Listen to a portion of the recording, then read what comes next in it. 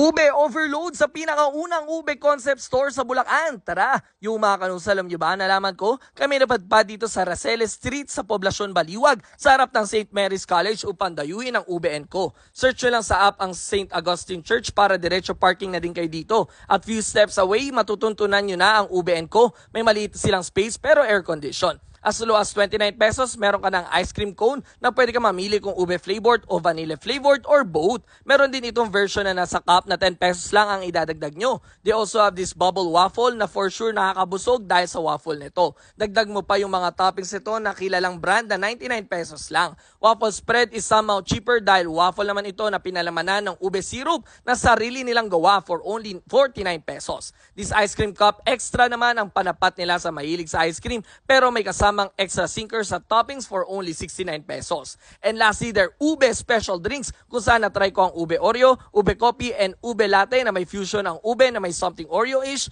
kape, or creamy. Kung dadayo kayo, open sila from 10:30 a.m. to 7:30 p.m. from Sunday to Friday. Dahil sarado sila pag Saturday. O ano pa hinintay nyo? Tara na at magpalamig at kumain ng ube overload dito sa Ube & Co sa Baliwag, Bulacan. Let's go!